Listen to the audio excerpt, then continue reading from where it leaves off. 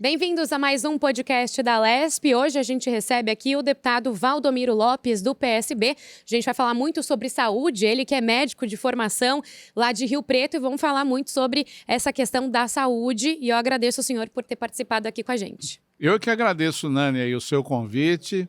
Estava com saudade já de voltar aqui para a gente bater esse papo legal. Tá? Exatamente. O deputado também está conhecendo aqui agora os nossos estúdios, né? Porque a última vez que o senhor veio, a gente estava em outro estúdio aqui do podcast. Agora... Estúdio acanhado. Agora não. Agora nota mil. Agora é estrutura completa. Bom, deputado, o senhor fala muito sobre a questão da regionalização da saúde. O senhor que tem muita experiência nessa área. Eu queria entender como que funcionaria aqui em São Paulo e a importância, qual que seria aí o avanço que traria para o setor da saúde aqui do estado de São Paulo. Vamos pegar um segmento do estado de São Paulo, a cidade de São José do Rio Preto e a nossa região, a DRS, que tem lá, que coordena 100 e poucos municípios ao redor de São José do Rio Preto.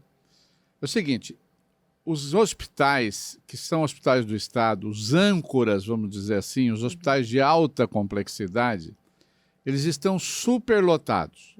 Superlotados. Para você ter ideia, nós temos lá em São José do Rio Preto um hospital universitário que é da Faculdade Regional de Medicina, aliás, onde eu me formei também lá como médico, né? Que tem 1.100 leitos. O hospital de base e o hospital da criança. Somando os dois, tem 1.100 leitos.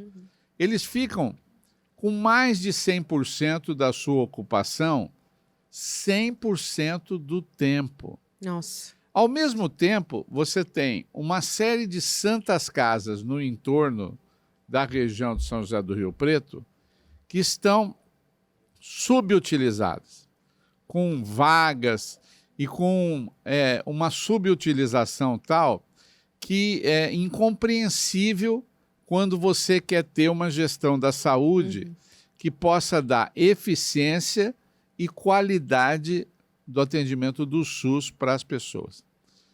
Então, usando esse exemplo, o que eu falar de Rio Preto vai valer também para Marília, que é um outro hospital universitário do estado de São Paulo, vai valer também para Ribeirão Preto, que é um outro hospital universitário também, uma cidade importante, vai valer para Botucatu, vai valer para Campinas, vai valer para as grandes cidades do estado de São Paulo, do interior, onde eu tenho feito mais esse estudo e tenho feito mais essa intenção de influenciar o governo a fazer essa regionalização de forma prática e de forma eficiente e com qualidade. Bom, desses 1.100 leitos que eu falei lá do hospital da minha cidade, que é São José do Rio Preto, uma parte do Hospital da Criança e uma parte do Hospital de Base de Rio Preto, tranquilamente 400 pacientes que estão internados aí não precisariam estar lá. Por quê? Porque lá é um hospital de alta complexidade. Para as pessoas entenderem o que é alta complexidade, são os hospitais que atendem as doenças mais graves. Por exemplo, um câncer de pâncreas, um tumor cerebral, uma cirurgia do coração que você tem que fazer a sua revascularização, as chamadas pontes de safena e também a colocação de estentes. Bom, esses são os procedimentos de alta complexidade. Se você pega esses 1.100 leitos e ocupa 100% deles e não é essa ocupação com alta complexidade, o que você faz? Você deixa leitos ocupados com doenças que são menos graves e que poderiam ser tratadas em outros lugares. Então, veja bem, 400 leitos desses 1.100 estão lá dando assistência para quê? Para cirurgia de hérnia, para uma pneumonia simples, para cirurgia de um cisto de ovário, para uma cirurgia de hemorroida, para uma cirurgia de útero, uma chamada esterectomia, coisa que poderia ser feita em um hospital que não fosse de alta complexidade, porque isso nós chamamos de média e baixa complexidade. Então, qual é a ideia da regionalização da saúde? É você deixar os hospitais terciários exclusivamente para a alta complexidade. E, consequentemente, usar o entorno, que são as santas casas que estão com baixa ocupação para equipá-las melhor, para colocar aí médicos atendendo e que elas possam atender esses casos menos graves, né?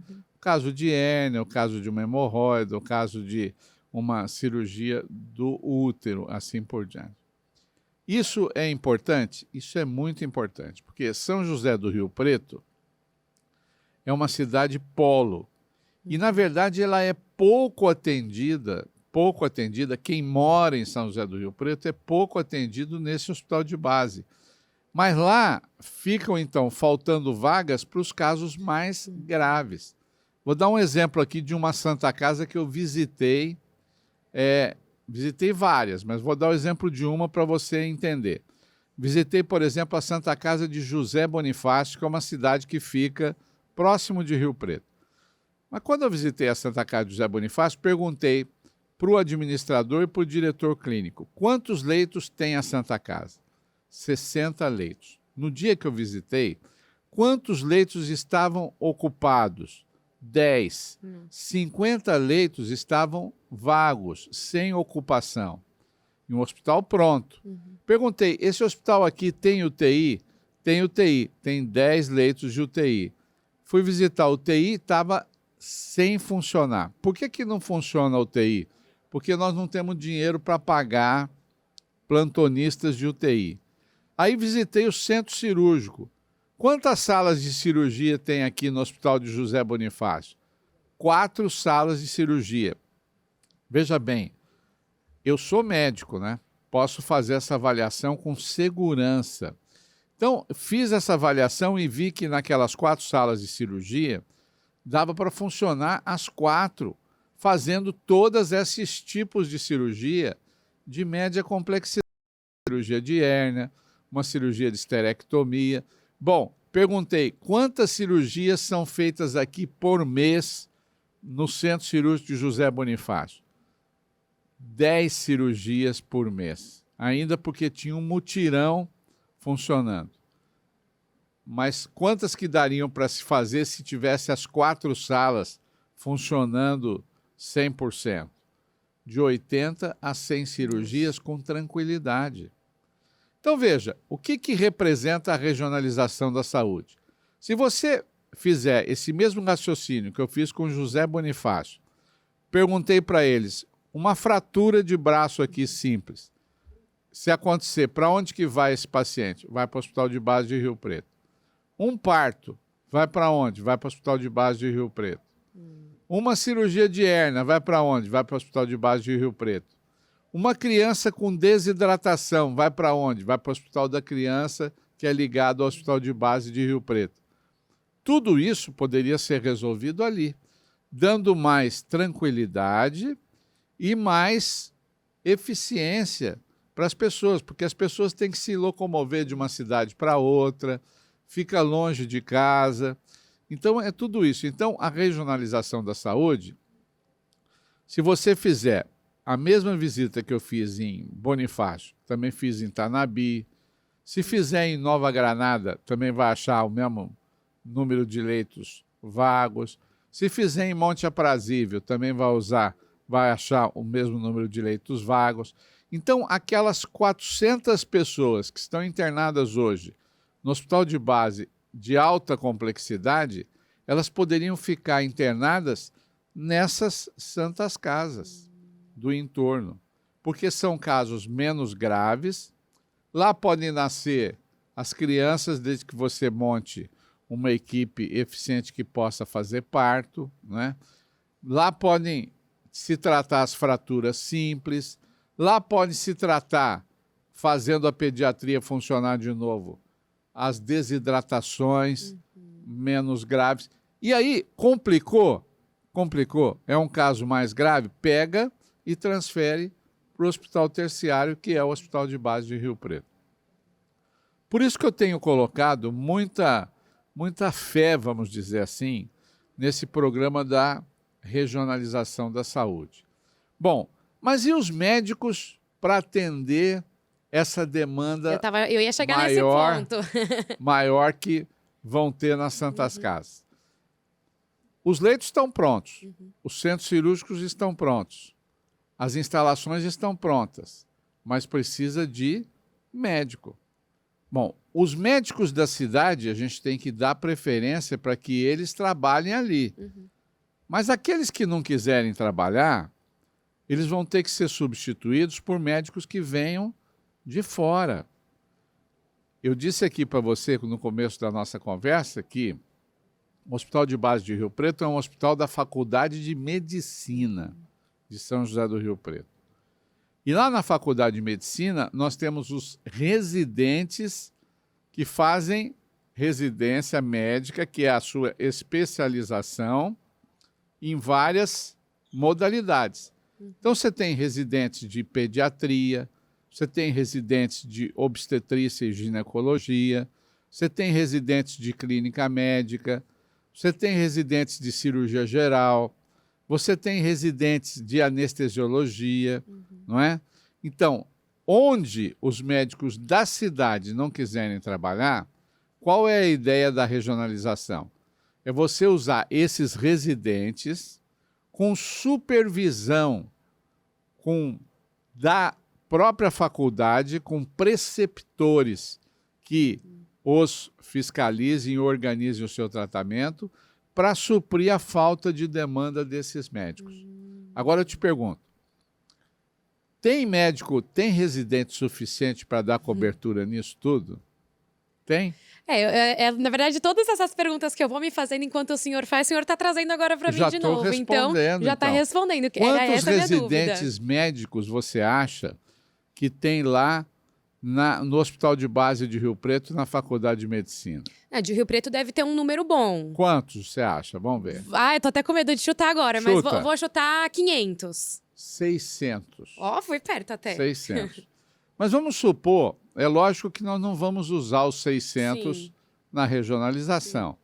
Mas vamos supor que a gente use as clínicas básicas, que é a pediatria, a ginecologia, obstetrícia, a cirurgia geral, a clínica médica, a anestesiologia, todos com supervisão dos professores, com protocolo de funcionamento. Os médicos da cidade preenchem uma parte. Aqueles que faltarem, a gente preenche com os residentes. E como nós vamos contratar os residentes agora no início do ano que vem, nós estamos no final de 2023, vamos supor que vão faltar residentes de pediatria. Então o pessoal se mata para arrumar uma vaga de residência numa boa faculdade de medicina. Bom, tem 30 residentes de pediatria. Vai precisar de mais 10. Ao invés de contratar 30, contrate 40. E assim nas outras especialidades. Com isso, nós vamos preencher esses hospitais da região com uma mão de obra muito boa, usando os médicos locais que quiserem trabalhar na regionalização, que já são da cidade, e usando os residentes médicos do hospital escola para completar esse número de pessoas. Te faço outra pergunta. Você quer ver como o uso dos residentes é importante? Quem é que paga os residentes, por exemplo, da Faculdade de Medicina de Rio Preto, que é pública? Quem é que paga? O Estado. O Estado. Então, quem é que paga os residentes de Marília, de São José do Rio Preto, de Ribeirão Preto, de Botucatu, de Campinas? É o Estado. Então, eles já recebem do Estado para isso. Agora, eles vão ter que trabalhar em algumas cidades do entorno.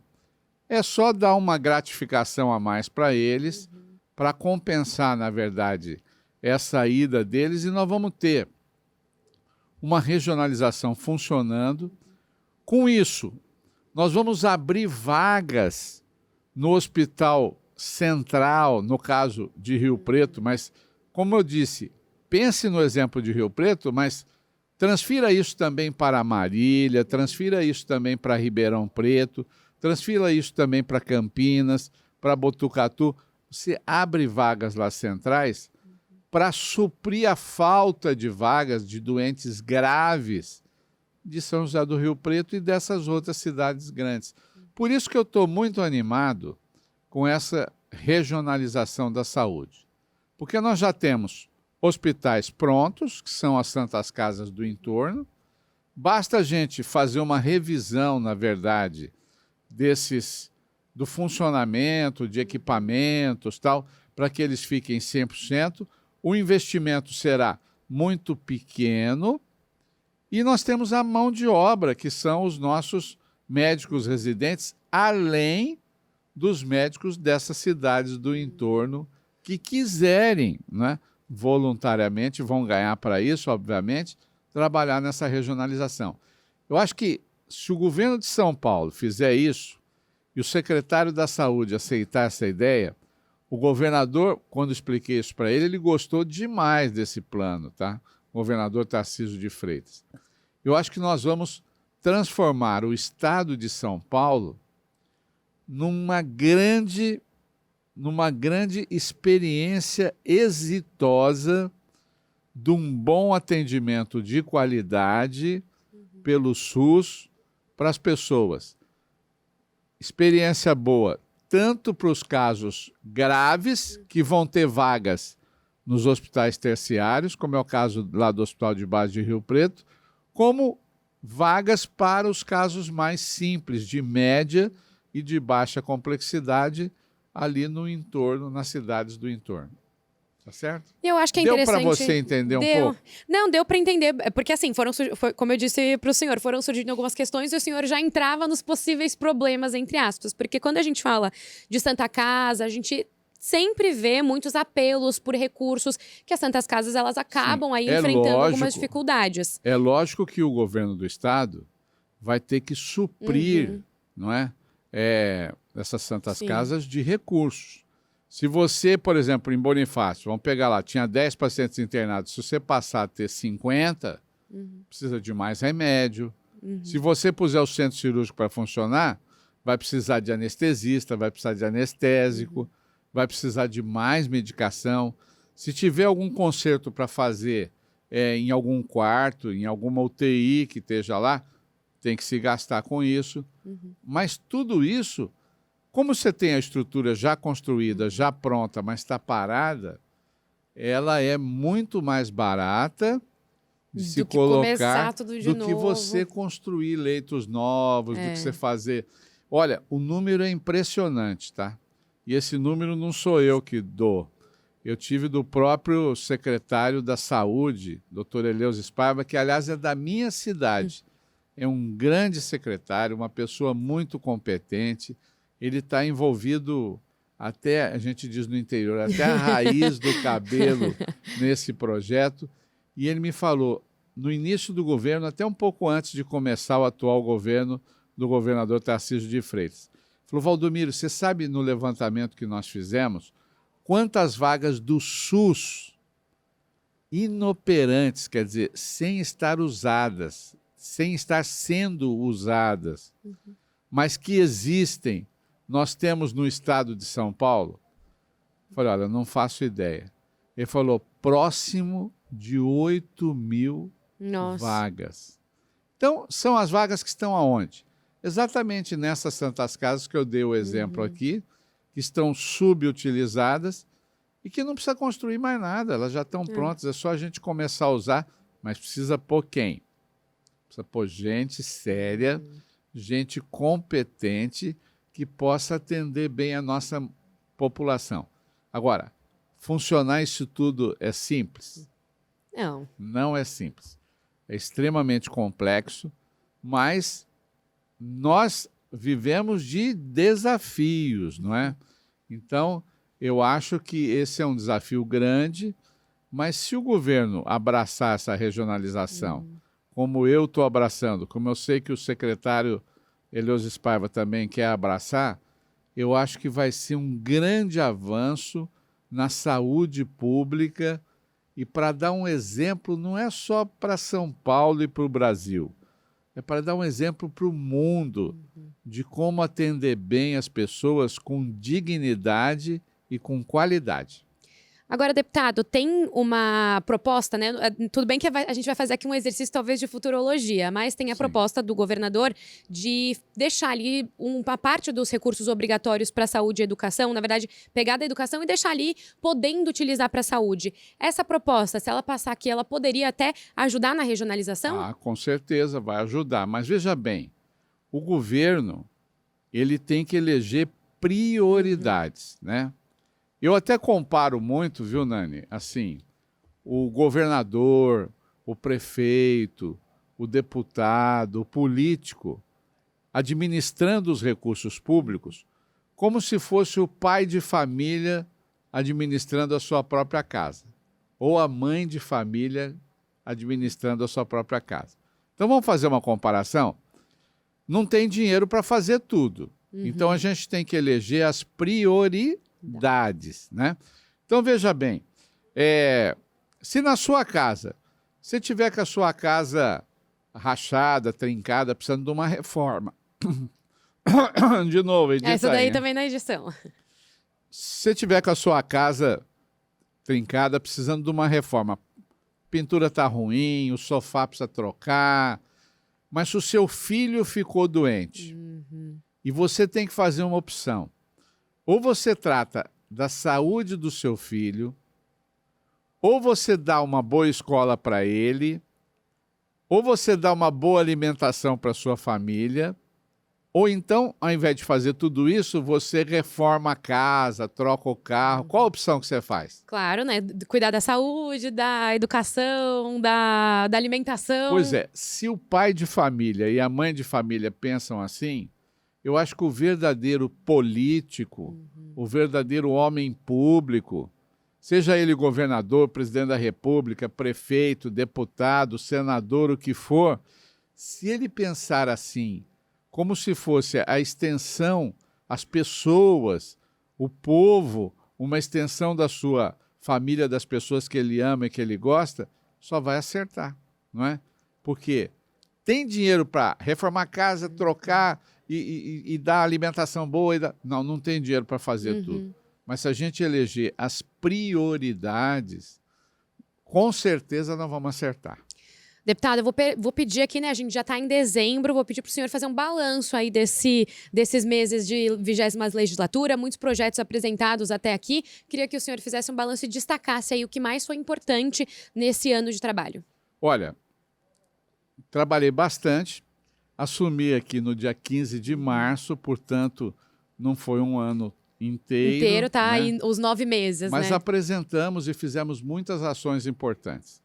Entre as ações importantes e que eu tenho defendido muito, você sabe que eu tenho uma ligação muito forte com os servidores públicos de São Paulo. E acho que uma coisa que nós temos que melhorar muito, aliás, quero incluir nessa regionalização também, é assistência médica aos servidores públicos, que é feita através do IANSP. E a minha ideia é sugerir ao governador de São Paulo, com esses recursos novos que ele possa conseguir, que ele amplie o atendimento do IANSP para também o interior do estado de São Paulo. Você sabe que eu estou no meu 4º mandato, já fui 3 vezes deputado lá atrás, depois 2 vezes prefeito de São José do Rio Preto e agora estou no meu 4º mandato. Quando eu fui deputado, no meu 1º mandato, eu fiz uma lei importantíssima para o IANSP, que é a Lei dos Agregados do IANSP, que beneficiou mais de 150 mil pais e mães de servidores públicos, porque deu a possibilidade do servidor público colocar o seu pai e a sua mãe como beneficiários do seu plano de saúde, que é o IANSP, né? E agora eu estou com 2 projetos importantes. Um para reabrir a inscrição dos pais, das mães, dos agregados, na verdade, e também um outro projeto para aqueles servidores que deixaram de pagar o IANSP, que pediram para sair do IANSP, que eles possam voltar de novo a pagar o percentual relativo ao IANSP e que possam ter assistência médica pelo IANSP. Então, é uma outra luta muito importante. é incluir o IANSP nessa coisa da regionalização, levar e fortalecer o atendimento do IANSP no interior, nas cidades do interior do estado de São Paulo e na Baixada, e também abrir essas possibilidades de dar uma melhor assistência médica. Isso sem falar em levar mais recursos também para o próprio Hospital do Servidor Público de São Paulo, que é o grande hospital do IANSP no estado de São Paulo.